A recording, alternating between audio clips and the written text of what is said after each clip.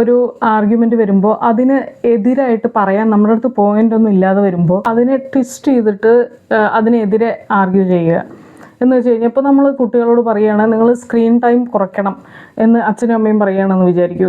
ഇത്രയും നേരം ഫോണൊക്കെ കാണുന്നത് നിങ്ങളുടെ കണ്ണിന് നല്ലതല്ല, അതുകൊണ്ട് സ്ക്രീൻ ടൈം നിങ്ങൾ കുറയ്ക്കണം എന്ന് പറയുമ്പോൾ അപ്പോൾ കുട്ടികൾ പറയുകയാണ് അച്ഛനും അമ്മയും ഓൾഡ് ജനറേഷൻ ആയതുകൊണ്ട് ടെക്നോളജിക്ക് അഗെയിൻസ്റ്റ് ആണ്. അതുപോലെ തന്നെ സോഷ്യൽ മീഡിയയൊക്കെ ഒരുപാട് മിസ്യൂസ് ചെയ്യുന്ന സന്ദർഭങ്ങളിൽ അപ്പോൾ സോഷ്യൽ മീഡിയയിൽ ഓരോന്ന് പോസ്റ്റ് ചെയ്യണതിനും ഒക്കെ ആയിട്ട് അതിനെ റെസ്ട്രിക്റ്റ് ചെയ്തുകൊണ്ട് എന്തെങ്കിലുമൊക്കെ നിയമം വരണം എന്ന് ആരെങ്കിലും വാദിക്കുകയാണെങ്കിൽ അപ്പോൾ നമ്മളതിനെ ഇങ്ങനെ എതിർക്കുകയാണ്. അത് നിങ്ങളപ്പോൾ ആവിഷ്കാര സ്വാതന്ത്ര്യത്തിനെതിരാണ്, അപ്പോൾ നമുക്കൊരു ഫ്രീഡവും വേണ്ടേ, ഇതെല്ലാം ലിമിറ്റ് ചെയ്ത് കഴിഞ്ഞാൽ പിന്നെ ആളുകളുടെ ഫ്രീഡത്തിന് അഗെയിൻസ്റ്റാണ് അത് എന്നൊക്കെ പറഞ്ഞിട്ട് സത്യത്തിൽ അത് ആവിഷ്കാര സ്വാതന്ത്ര്യത്തിന് എതിരല്ല, കുറച്ചുകൂടി കൺട്രോൾഡായ രീതിയിൽ കാര്യങ്ങൾ ചെയ്യണം എങ്കിൽ അതിൻ്റെ ദോഷഫലങ്ങൾ ഒഴിവാക്കാൻ കഴിയും എന്നുള്ളതാണ് ഇവിടെ ഉദ്ദേശിക്കുന്നത്.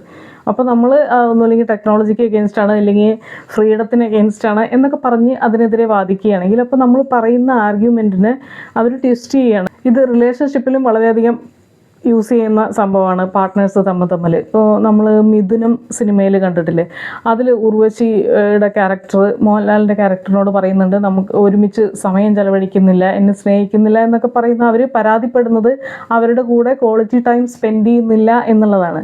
അപ്പോൾ തിരിച്ച് മോഹൻലാലിൻ്റെ ക്യാരക്ടർ പറയുന്നത് പിന്നെ ഞാൻ ജോലിക്കൊന്നും പോവാതെ ഇവിടെ ഫുൾ ടൈം നിൻ്റെ കൂടെ റൂമിലിരിക്കണം എന്നാണോ നീ പറയുന്നത് എന്ന് ചോദിക്കുന്നില്ലേ. അപ്പോൾ അതാണ് നമ്മൾ പറയാത്ത കാര്യം പറഞ്ഞു എന്ന് പറഞ്ഞിട്ട് അതിനെതിരെ വാദിക്കുകയും ബഹളം വയ്ക്കുകയൊക്കെ ചെയ്യുന്ന ആ പരിപാടിക്കാണ് സ്ട്രോമാൻ ഫാലസി എന്ന് പറയുന്നത്. പിന്നീടുള്ളതാണ് നമ്മൾ എന്തെങ്കിലുമൊക്കെ വാദപ്രതിവാദങ്ങളിൽ നമുക്ക് അവരുടെ വാദത്തിന് എഗെയിൻസ്റ്റായി പറയാൻ നമ്മുടെ കയ്യിൽ പോയിൻ്റ് ഒന്നും ഇല്ലാതെ വരുമ്പോൾ നമ്മൾ ആ ഐഡിയയ്ക്ക് എതിരെ പറയുന്നതിന് പകരം ആ പേഴ്സണെ അറ്റാക്ക് ചെയ്യാൻ ശ്രമിക്കും, ആ പറയുന്ന ആളിനെ പേഴ്സണലി അറ്റാക്ക് ചെയ്യാൻ ശ്രമിക്കും. ഇപ്പോൾ ജോലി സ്ഥലത്തൊക്കെ ആണെങ്കിൽ അധികം സ്റ്റാഫ് പറയുകയാണെങ്കിൽ നമ്മൾ ഒരുപാട് മീറ്റിങ്സ് അൺനെസസറി ആയിട്ടുള്ള മീറ്റിങ്ങുകൾ ഒരുപാട് ഉണ്ടാകുന്നുണ്ട്, അപ്പോൾ അതിൻ്റെ എണ്ണം കുറയ്ക്കുന്നത് നല്ലതായിരിക്കും എന്നൊരു സജഷൻ മുന്നോട്ട് വെച്ചു എന്ന് വിചാരിക്കും. അപ്പോൾ വേറൊരാൾ പറയുകയാണ് നീ ഭയങ്കര മടിയനാണ്, നിനക്ക് മീറ്റിങ്ങിന് പോകാൻ മടിയാണ്, അല്ലെങ്കിൽ നിനക്ക് നേരത്തെ വീട്ടിൽ പോകണം, അതുകൊണ്ടല്ലേ നീ ഇങ്ങനെ പറയുന്നത് എന്ന് പറഞ്ഞിട്ട് അയാളെ പേഴ്സണലി അറ്റാക്ക് ചെയ്തിട്ട് അയാൾ പറഞ്ഞ കാര്യം ശ്രദ്ധിക്കാതിരിക്കുക.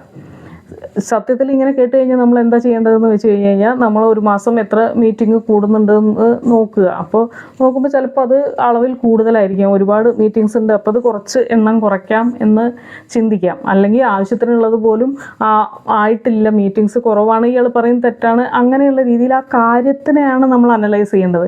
അല്ലാതെ ഒരാളെന്തെങ്കിലും സജഷൻ പറയുമ്പോൾ നമ്മൾ നീ മടിയനാണ് അതുകൊണ്ടാണ്, അല്ലെങ്കിൽ നിനക്ക് നേരത്തെ പോകണം എന്ന് പറഞ്ഞ് അയാളെ പേഴ്സണലി അറ്റാക്ക് ചെയ്യാൻ ശ്രമിക്കുകയാണെങ്കിൽ അതിനാണ് അഡ് ഹോമിനൻ ഫാലസി എന്ന് പറയുന്നത്. ആര് പറയുന്നു എന്നുള്ളതല്ല നമ്മൾ നോക്കേണ്ടത്, അവർ പറയുന്ന കാര്യം ശരിയാണോ, അതിലെന്തെങ്കിലും പോയിന്റ് ഉണ്ടോ എന്നുള്ളതാണ് നമ്മൾ ശ്രദ്ധിക്കേണ്ടത്. നമ്മൾ ഈ ചാനൽ ചർച്ചകളിലൊക്കെ ഇത് അധികമായി കാണാറുണ്ട്.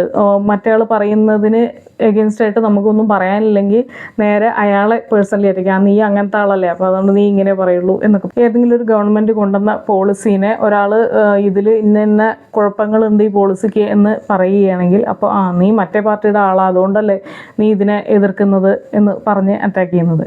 അവർ ഏത് പാർട്ടിയുടെ ആണ് എന്നുള്ളതല്ല നമ്മൾ നോക്കേണ്ടത്, മറിച്ച് പറയുന്നത് ശരിയാണോ, ഇന്ന പ്രശ്നങ്ങൾ അതിനുണ്ടോ എങ്കിൽ അതെങ്ങനെ നമുക്ക് ആ ഫ്ലോസ് ഇല്ലാതാക്കിയിട്ട് അതിനെ കുറച്ചിട്ട് എങ്ങനെ അത് ഇംപ്ലിമെൻറ്റ് ചെയ്യാം എന്നുള്ളതിനെ പറ്റിയാണ് നമ്മൾ ചിന്തിക്കേണ്ടത്. അല്ലാതെ അയാൾ വേറെ പാർട്ടിയുടെ ആളാണോ അല്ലെങ്കിൽ അയാൾ ഈ പാർട്ടിക്ക് അഗെയിൻസ്റ്റ് ആണോ അതൊന്നുമല്ല നമ്മൾ നോക്കേണ്ടത്.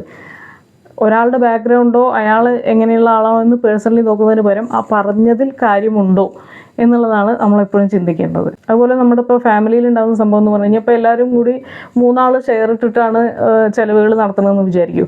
അവനവന് പറ്റുന്ന രീതിയിൽ പൈസ അവർ കോൺട്രിബ്യൂട്ട് ചെയ്യുന്നുണ്ടെങ്കിൽ അപ്പോൾ ഒരാൾ പറയുകയാണ് നമ്മൾ അനാവശ്യ ചിലവുകൾ ഒരുപാട് ചെയ്യുന്നുണ്ട്, അപ്പോൾ ഇതിൻ്റെ എണ്ണം ഒന്ന് കുറയ്ക്കണം, അത് അങ്ങനെ അനാവശ്യ ചിലവുകൾ കുറയ്ക്കണം എന്നൊരാൾ സജസ്റ്റ് ചെയ്ത് കഴിഞ്ഞാൽ അപ്പോൾ മറ്റുള്ളവർ പറയുകയാണ് ഏറ്റവും കുറവ് പൈസ തരുന്ന നീയാണോ ഇത് പറയുന്നത് എന്ന് ചോദിക്കുന്നത്. അങ്ങനെയല്ല നമ്മളതിനെ കാണേണ്ടത്, മറിച്ച് അയാൾ പറയുന്നുണ്ടെങ്കിൽ ശരിയുണ്ടോ, നമ്മൾ അനാവശ്യമായി ഒരുപാട് പൈസ ചിലവാക്കുന്നുണ്ടോ എന്നുള്ളത് അനലൈസ് ചെയ്യുന്നതിന് പകരം ഇത്ര കുറവ് പൈസ തരണം നീ എന്തിനാ ഇതിനെപ്പറ്റിയൊക്കെ അഭിപ്രായം പറയുന്നത് എന്നുള്ള രീതിയിൽ സംസാരിക്കുകയാണെങ്കിൽ അതും ഈ അഡ് ഹോമിനൻ ഫാലസിക്ക് എക്സാമ്പിളാണ്.